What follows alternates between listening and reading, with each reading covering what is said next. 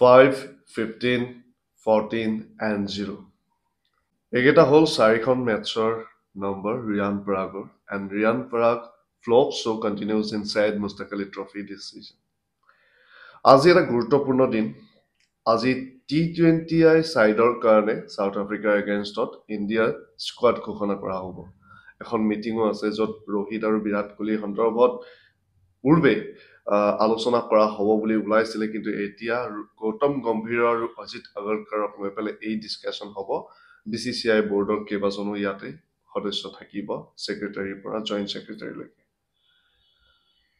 কথা পাতিব বিচাৰিছো ৰিয়ান পৰাগৰ বিষয়ে সৈয়দ মুস্তাক আলী ট্ৰফিত যি ধৰণৰ প্ৰদৰ্শন হৈছে ৰিয়ান পৰাগৰ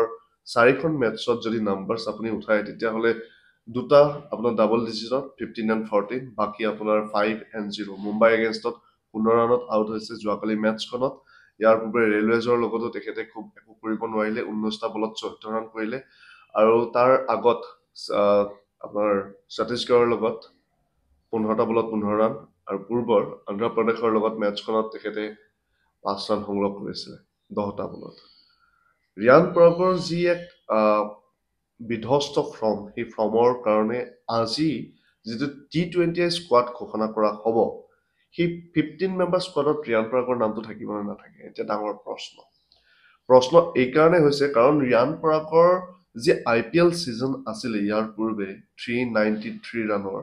বহুত এক্সট্ৰাঅৰ্ডিনাৰী নাছিলে তাত এক্সট্ৰাঅৰ্ডিনাৰী এইটো আছিলে যি স্ট্ৰাইক ৰেটত তেখেতে ৰান কৰিছিলে এই স্ট্ৰাইক ৰেটটো যথেষ্ট ভাল আছিলে 166ৰ ওপৰত তেখেতে স্ট্ৰাইক ৰেটৰ ওপৰত ৰান কৰিছিলে 393 ৰান তেখেতক কেপ্টেনচিও দিয়া হৈছিলে তাৰ কাৰণে অকমান ইফাল হোৱা মানে চান্সেছ আছিলে কিন্তু গোটেই সিজনটোত মাত্ৰ এটাই অৰ্ধশতক আহিছিলে 95 ৰানৰ তেখেতৰ এটা ইনিংছ আহিছিলে কিন্তু এতিয়া আজিৰ দিনটোত গুৰুত্বপূৰ্ণ এই কাৰণে হৈছে কাৰণ ৰিয়ান পৰাগৰ হাতত এটা সুবৰ্ণ সুযোগ আছিলে 4-5খন মেটছ আছিলে য'ত খুব ভাল প্ৰদৰ্শনেৰে তেখেতে নিজক উপস্থাপন কৰিব পাৰিলে হয় ইয়াৰ পূৰ্বে ৰঞ্জিত ট্ৰিমত তেখেতে আছিলে কিন্তু ৰঞ্জিতো তেখেতে বহুত বেছি এক্সট্ৰাঅৰ্ডিনাৰী একো দেখাব নোৱাৰিলে and সৈয়দ মুস্তাক আলী ট্ৰফিটো ফ্লপ show continues যদি এনেকে হয় তেতিয়াহ'লে কেনেকে হ'ব কিন্তু তাৰ মাজতে এটা ভাল খবৰ আহিছে যে ৰিয়ান পৰাগ আজি যিখন মিটিং আছে সেই মিটিঙত যি 15 মেম্বাৰ স্কোৱাড ঘোষণা কৰা হ'ব তাত ৰিয়ান পৰাগৰ নামটো 15 নম্বৰৰ সেই তালিকাত থাকিব পাৰে আৰু এইটো আমি কোৱা নাই ESPN ক্ৰিকেট ইনফোৰ ফালৰ পৰা ইনসাইড এটা দিয়া হৈছে বা এক সূত্ৰই দাবী কৰিছে যে ৰিয়ান পৰাগৰ নামটো 15 জনীয়া লিষ্টত থাকিব ৰিয়ান পৰাগৰ যদি এই লিষ্টখনত আহে তেতিয়াহ'লে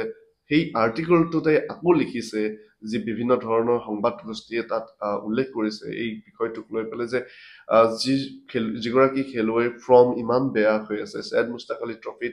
একেবাৰে মডেষ্ট ফৰ্মত আছে তেখেতে গতিকে তেনেকুৱা এগৰাকী খেলুৱৈ 15 মেম্বাৰ স্কোৱাডত ৰখাটো উচিত হয় নে নহয় কিন্তু আনফালৰ পৰা যদি চাবলৈ যায় তেতিয়াহ'লে আৰম্ভণিৰ পৰা আমি দেখিবলৈ পাইছো যে গৌতম গম্ভীৰ ৰিয়ান পৰাগৰ প্ৰতি এটা বিশেষ স্থান তেখেতে দি আহিছে কাৰণ ৰিয়ান পৰাগে ইণ্ডিয়ান কণ্ডিশ্যনত বল কৰিব পাৰে স্পিন কৰিব পাৰে আৰু হেল্পফুল বহু ক্ষেত্ৰত হ'ব পাৰে আমি জানো যি ধৰণৰ পিচ কণ্ডিশ্যন হ'ব তাত ফাষ্ট বলিং অপশ্যনৰ লগতে যি ধৰক হাৰ্দিক পাণ্ডিয়াৰ নিচিনা যদি অলৰাউণ্ডাৰ থাকে তেতিয়াহ'লে কথা নাই কিন্তু হাৰ্দিক পাণ্ডিয়া যেহেতু নেকি এতিয়া আঘাতৰ কাৰণে বাহিৰত আছে তেতিয়াহ'লে স্পিনিং অলৰাউণ্ডাৰ বেছি কামত আহে আমি দেখিবলৈ ইয়াৰ পূৰ্বেও পাইছো যে কেনেকে আপোনাৰ স্পিনাৰে ৰিয়ান পৰাগৰ বল টাৰ্ণ হৈছিলে শ্ৰীলংকাত টাৰ্ণ হৈছিলে বাংলাদেশৰ এগেইনষ্টতো তেখেতে বল কৰিছিল পাহৰিলো মই ঠিককে কিন্তু বাৰু যদি আমি ওভাৰঅল T20 কেৰিয়াৰ চাওঁ ৰিয়ান পৰাগ এতিয়ালৈকে ভাৰতৰ কাৰণে 9খন T20I মেটছ খেলিছে আৰু তাত 4টা উইকেট দখল কৰিছে 106 ৰান তেখেতে সংগ্ৰহ কৰিছে গতিকে অলৰাউণ্ড পাৰফৰ্মেন্সৰ ফালৰ পৰা এয়া ঠিক ঠাক নম্বৰ কিন্তু ৰিয়ান পৰাগ আমি জানো যে এগৰাকী বেটাৰ অলৰাউণ্ডাৰ হয় গতিকে বেটাৰ অলৰাউণ্ডাৰ ফালৰ পৰা আমি ৰান বেছি এক্সপেক্ট কৰিব পাৰো সৈয়দ মুস্তাক আলী ট্ৰফিত যি ধৰণৰ তেখেতৰ ফৰ্ম কণ্টিনিউছ হৈ আছে সেয়া সঁচাকৈ পুতৌজনক আৰু ৰিয়ান পৰাগৰ নিচিনা এগৰাকী খেলুৱৈৰ পৰা এই ধৰণৰ পুতৌজনক ফৰ্ম হয়তো কোনেও আশা নকৰে কিন্তু form is temporary class is permanent বুলি এষাৰ কথা আছে গতিকে এইগৰাকী খেলুৱৈ ক্লাছ আছে এইগৰাকী খেলুৱৈ এট উইল 6 কোবাব পাৰে গান ফিল্ডাৰ হয় অকমান হয়তো এটা কনফিডেন্স অকমান শেক হৈ আছে হয়তো অকমান আত্মবিশ্বাসৰ প্ৰয়োজন এটা খুব ভাল নক এটা খুব ভাল গেম টাইম হয়তো তেখেতে আকৌ পুনৰ সুন্দৰ ঘূৰাই পোৱাৰ কাৰণে সামৰ্থ হ'ব কিন্তু এই মুহূৰ্তত ৰিয়ান পৰাগৰ কাৰণে আটাইতকৈ ডাঙৰ গুৰুত্বপূৰ্ণ কথাটোৱে হ'ল সকলো বাদ দি নিজৰ বেটিঙৰ ওপৰত ফ'কাছ কৰি খুব ভালকে ৰান যাতে স্ক'ৰ কৰিব পাৰে, কাৰণ তেখেতৰ এতিয়া ডমেষ্টিক লেভেলত যিটো ছাইয়েদ মুস্তাক আলী ট্ৰফি হয় সেইটো হ'ল ইণ্ডিয়াৰ আটাইতকৈ প্ৰিমিয়াৰ মানে লীগ হয় T20 ফৰ্মেটত, যেনেকে IPL হয় ইণ্ডিয়ান প্ৰিমিয়াৰ লীগ, ঠিক তেনেকে ডমেষ্টিকত Syed Mushtaq Ali trophy is very premier league. তো ইয়াতে যদি ৰান কৰে তেতিয়াহ'লে আপুনি ইণ্ডিয়া দলত স্থান পোৱাৰ কাৰণে আপোনাৰ চান্সেছটো বহুত বেছি বাঢ়ি যায়। গতিকে আজি লক্ষণীয় হ'ব কেনেকুৱা ধৰণৰ কি আলোচনা হয়। আজি দ্বিতীয়খন ODIও আছে